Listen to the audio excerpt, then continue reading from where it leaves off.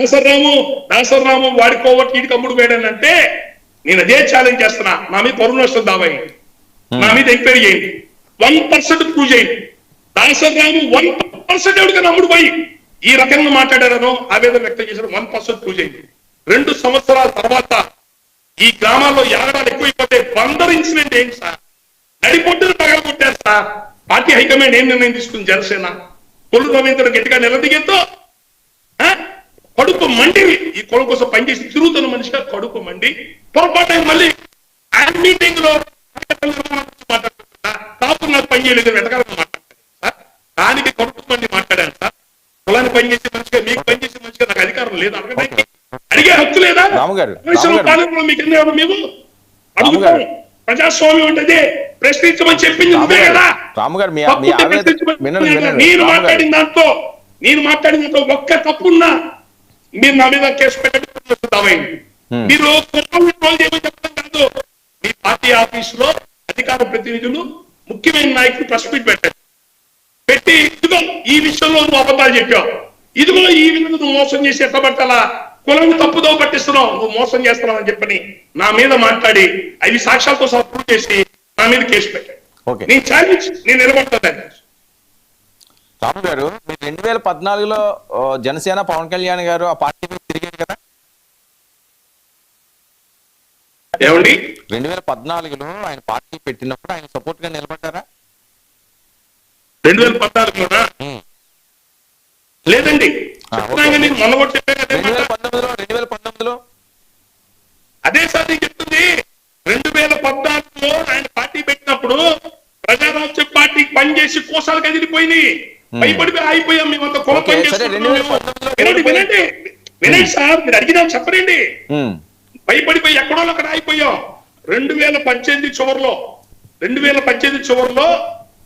ఆ పవన్ కళ్యాణ్ గారు పక్క నుండి పనిచేసిన పివి రావు, ఇంత పేరు మర్చిపోయాం, పివి రావు గారు ఇన్కమ్ ట్యాక్స్ కమిషనర్ చేశారు. పివి రావు గారు ఫోన్ చేసి రాము గారు ఒకసారి హైదరాబాద్ రండి, పవన్ కళ్యాణ్ గారు రమ్మన్నారు, మాట్లాడాలి మనం అని చెప్పి హైదరాబాద్ పోయి ఆయన కలిశారు. పివి రావు గారే మధ్యలో ఉంది, సాక్ష్యం ఆయనే. ఏమంటే మా అన్నయ్య గారు అందరూ పనిచేశారు, నాకెవరు నిలబడట్లేదంటే మీ అన్నయ్య గారు ఢిల్లీ తీసుకెళ్లి మమ్మల్ని వదిలేశారని చెప్పుకుంటున్నారండి. ఏ ధైర్యంతో రమ్మంటారు సార్? ఎక్కడో అక్కడ ఖండం అయిపోయి ఉన్నారు అందరూ. మాట్లాడండి. హలో, మాట్లాడండి రాము గారు, మాట్లాడండి, వినిపిస్తుంది సార్ వినిపిస్తుంది, మాట్లాడండి సార్, మాట్లాడండి, వినిపిస్తుంది.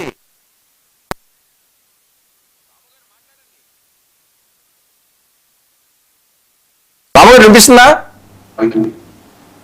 సార్? వినిపిస్తుందా సార్? వినిపిస్తుందా సార్? మాట్లాడండి రాము గారు, మాట్లాడండి. ఓకే ఓకే, మీరు కాదు, మీ వాయిస్ వినిపిస్తున్నది, మాట్లాడండి మీరు. సార్ మాట్లాడండి, వినిపిస్తుంది సార్. ఇప్పుడు 2019లో ఓకే మీరు ఆయనతోటి కలిసి వెళ్ళడం చేయదు, ఆ తర్వాత కూడా 2019 సార్ మాట్లాడండి.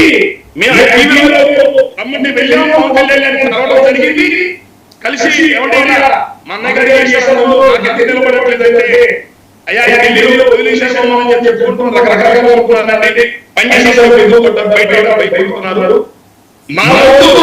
మా వంతు నిలబడతాము. ఆయన అడిగేది చెప్పారు.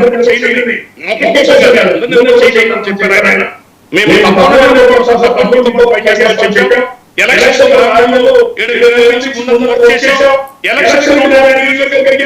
ఆయన చెప్పాడు, ఆయన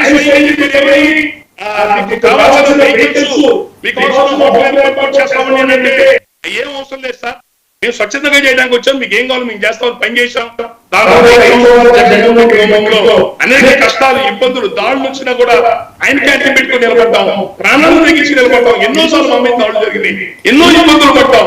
ఎంతమంది తెలుగుదేశం పార్టీ వాళ్ళు 40 ఏళ్ళ అధికారులు ఇచ్చిన వాళ్ళు బయటలో వెళ్ళిపోయారు అసలు భయపడిపోయి. మేము ఎలా నిలబడ్డాం సార్ అర్థం చేసుకుంటాం.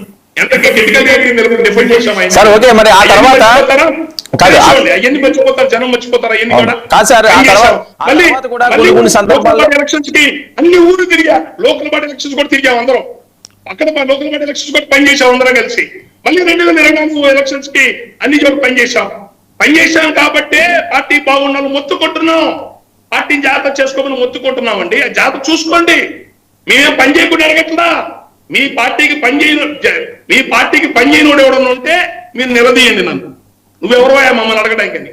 మీతో పాటు ప్రాణం పెట్టి పనిచేసి ఉన్నాయా? మీ జనసేన కార్యకర్తలతో పాటు ఊరు తిరిగి పనిచేసి ఉన్నాయా? నేను మీతో పాటు చాకరీ చేసినండి, ప్రాణం పెట్టినండి. మా లైఫ్ అంతా వదిలి మీతో పాటు తిరిగి పనిచేశాం. ఆ పార్టీని కాపాడండి అని చెప్తున్నా, పార్టీని నిలబెట్టుకోమని చెప్తున్నా. మమ్మల్ని మీకు ప్రేమగా పనిచేసిన ఈ కాపు కులం అవమానంగా మాట్లాడుతూ మిమ్మల్ని కులపరంగా మీరు లాగట్లా. మీరు ఎప్పుడు లాగట్లా, మీరు లాగద్దు మమ్మల్ని కులపరంగా. మా కులాన్ని మీరు నాకు వేయలేదు, నన్ను మీరు ఓడించారు అని మమ్మల్ని ఎగతాళిగా మాట్లాడుతూ మేము ప్రాణం పెట్టి పనిచేశాం. మేము మీకు నిలబడ్డాం. దయచేసి